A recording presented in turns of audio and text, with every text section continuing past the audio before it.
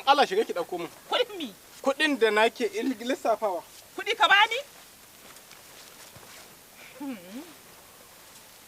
Uwar gida, zaman lafiya ki dauko min kuɗin nan.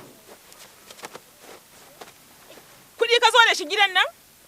Ina irga kuɗi yanzu dan Allah har na gobe ki dau na rana ita. Uwar gida. Kai ka fara bani haushi.